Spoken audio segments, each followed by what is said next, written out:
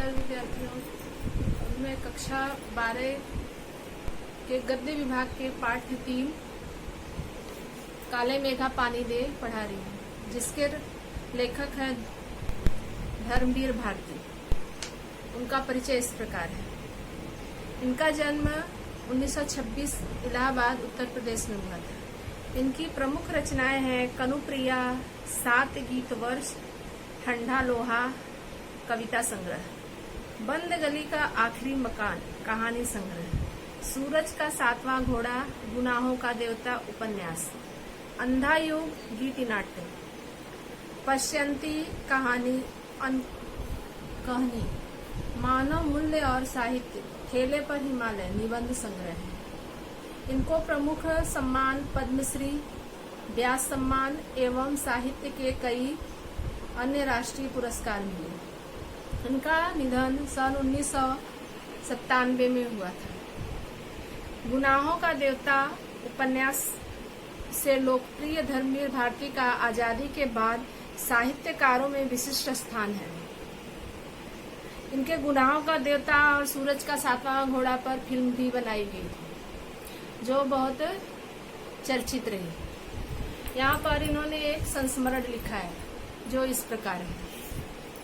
धर्मवीर भारती अपने पुराने बचपन के दिनों को याद करते हैं। जब वो छोटे थे तब उनके गांव में जब बरसात नहीं होती थी तो एक इंद्रसेना मतलब बच्चों की एक मंडली थी, जिसमें 12 से लेकर 18 वर्ष तक लड़के सम्मिलित रहते थे। उसी उम्र के लेखक भी थे, लेकिन वह इंद्रसेना में सम्मिलित नहीं होते थे, क्योंकि वो ये सब जो है पुरानी परंपरा, रूढ़िवादी परंपरा को नहीं मानते थे, इसलिए उसमें सम्मिलित नहीं होते थे। उनके गांव में ऐसा रिवाज था कि जब बरसात नहीं होती तो जो इंद्रसेना जो बच्चों की मंडली थी वह घर घर जाती और लोग अपने बचाए हुए पानी, जब धरती एकदम सूखी रहती, धरती फटने लगती, चारों तरफ त्राही त्राही मचा रहता, उस समय जो बड़े मुश्किल से बचाए हुए पानी लोग अपने घरों में रखते थे, वो सब उन मंडली पर डालते और पानी डालने के बाद वो लोग वहां पर डांस करते, नाचते गाते। यह देखकर लेखक को अच्छा नहीं लगता था। क्यों? क्योंकि वो चाहते थे कि जो इतने मुश्किल से पानी बचाया हुआ है उसका सदुपयोग करें। इस तरह बच्चों पर डालकर उसका जो है वो बस सिर्फ उसमें नाचते गाते थे और उसका कोई उपयोग नहीं होता था। ऐसा लेखक नहीं चाहते थे। न चाहते हुए भी वो उसमें सम्मिलित होते थे।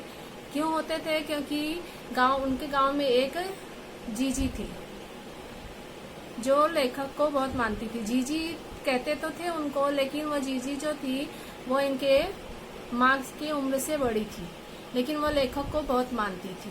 सभी पूजा पाठ में और दान पुण्य में लेखक को सम्मिलित करती और उनके हाथों से करवाती, इसलिए वह उनके बात टालते नहीं थी।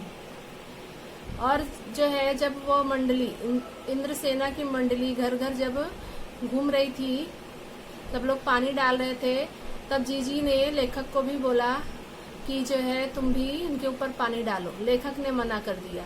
तब जीजी अपने कांपते हुए हाथों से उनको ऊपर पानी डाली। बाद में जीजी उनसे गुस्सा थी। फिर लेखक को जीजी ने ये समझाया कि जो है जो हम दान पुण्य करते हैं वो दान पुण्य तभी सफल होता है जब कि जो है हमारे जो आवश्यकता होती है उसमें से हम कुछ निकाल कर लोगों को दान करते हैं, वो सही मायने में दान कहलाता है।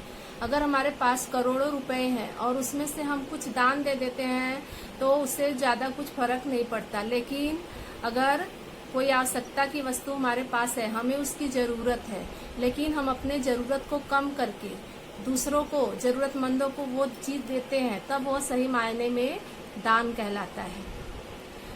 यह पुरानी रीति रिवाज लेखक को तो समझ में नहीं आती थी और वे उसका विरोधी भी थे। और बार बार जीजी उनको समझाती थी कि तुम पढ़ लिख गए हो बहुत अधिक, इसलिए तुम इन बातों पर ध्यान नहीं देते। लेकिन ये सही बात है, जितना हम किसी को देंगे उतना ही हम पाएंगे। इंद्र सेना के ऊपर हम पानी डालेंगे तभी जो है इंद्रदेव प्रसन्न होंगे और बरसात करेंगे। कहने का मतलब ये हुआ कि जो पूजा पाठ हम करते हैं, भगवान को अर्पण करते हैं, उसके बदले भगवान प्रसन्न होकर हमें उससे कहीं अधिक देते हैं, ऐसा जीजी का मानना था। ये बात लेखक को समझ में नहीं आती थी, लेकिन एक बात उनको ये जरूर समझ में आ गई कि अगर हमें कुछ पाना है तो हमें कुछ देना भी पड़ता है। इसी तरह समाज में अगर हम बदलाव चाहते हैं, कुछ अच्छा चाहते हैं, तो हमें समर्पण की भावना रखनी चाहिए। हम अगर समाज को कुछ देंगे तभी समाज हमें कुछ देगा। कुछ देने का मतलब हम किसी तरह सहायता करेंगे, जितना अपने से हो सके उतना हम सहायता करेंगे, तभी समाज में कुछ सुधरेगा। सिर्फ कह कह के कि समाज सुधर नहीं रहा है, समाज सुधर नहीं रहा है, इससे कुछ भी होने वाला नहीं है। और आज के समय में ये पूरी तरह सार्थक भी लगता है। आज जो है सभी स्वार्थ पूर्ति के लिए लगे रहते हैं। सिर्फ अब मुझे क्या मिले, कुछ मुझे क्या मिले, इसी में लगे रहते हैं। समाज को कुछ देने का कोई नियत नहीं रखता, इसलिए समाज प्रगति उन्नति अच्छे से नहीं कर पा रहा है। अगर हम जिस दिन समाज में कुछ देने की भावना रखेंगे तभी समाज सुधरेगा और समाज से हमें कुछ लाभ होगा। ऐसी भावना हमें रखनी चाहिए।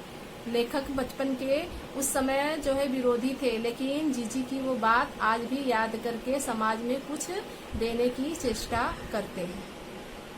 धन्यवाद।